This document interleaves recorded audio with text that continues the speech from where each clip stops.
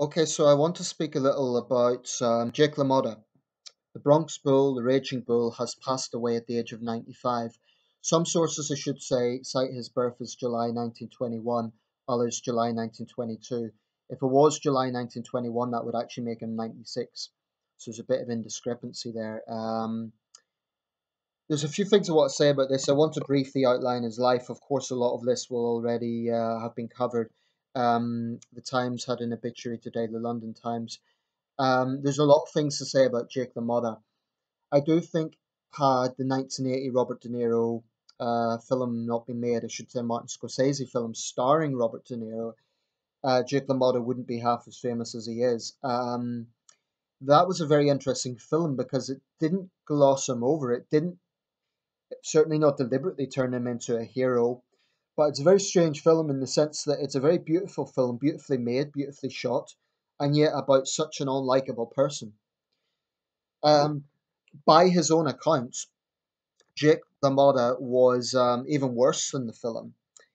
In terms of his boxing career, he had a record, and let me just get this right, 83, 1904, between 1941 and 1954. He became a professional boxer at 19, grew up in the Bronx. His father had actually forced him to fight other kids, which is despicable and would really indicate a lot of his, perhaps the influence of his thinking later in life. He went 869 rounds in that time. Some real wars in the ring. He fought some big names: Bob Satterfield, Tony Gennaro, of course, Sugar Ray Robinson 6 times. In 1949, he won the middleweight championship of the world, beating the great Frenchman Marcel Cerdan. Um, and he became the first man to defeat Sugar Ray Robinson, which is quite something given that Ray Robinson is considered by many the greatest pound for pound fighter of all time. The first man to knock down LaMotta himself was Danny Nordico of Florida, and he defeated LaMotta in 1952 in Miami. Nordico was the first man to knock down LaMotta, but not the first man to beat LaMotta. That was Jimmy Reeves back in 1943. 1947, LaMotta was involved in a highly controversial fight with Billy Fox, which was widely seen that he took a duck. Um, to his credit, for a long time, LaMotta resisted the influence of the mob, but in the 40s and up until the 60s, their power in boxing was immense. And these were ruthless gangsters who, basically blackmailed men, the men who were in the ring taking the risks. They were despicable, disgusting sort of manipulation of the sport. And LaMotta did try to resist it, but he wanted a shot at the title. He wasn't interested in the money, and he took that dive in 1947 against Billy Fox, which is featured in the film. Um, De Niro's performance is, of course, widely been praised, which goes without saying. Um, so LaMotta, the fighter, without question, one of the greatest middleweights of all time. His record somewhat scattered, somewhat inconsistent. So if there was any flaw in terms of his boxing record, it would probably be that it was inconsistent.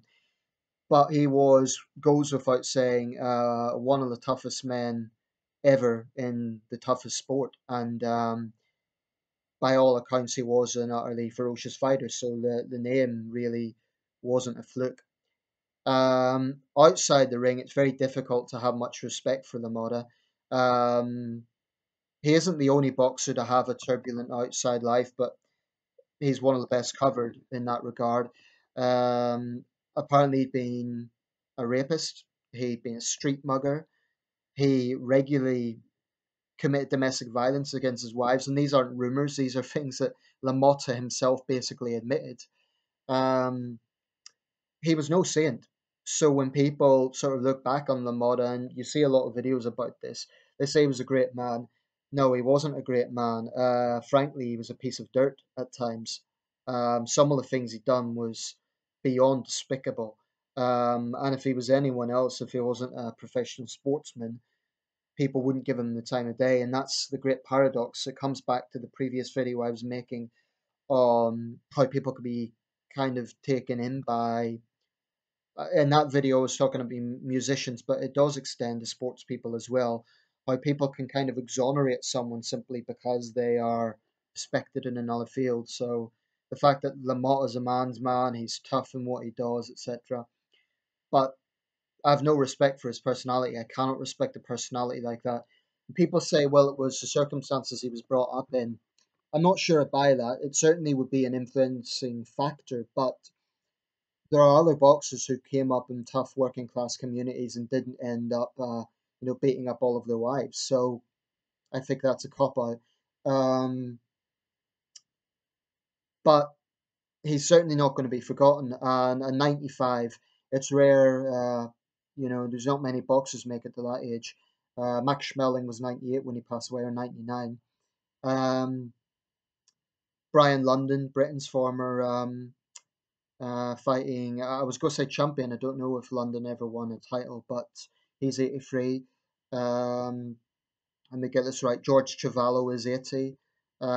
Terry Downs is 81. So those sort of guys are around that age group. But really, the Motta is the last of his era, and so that's why it's also significant.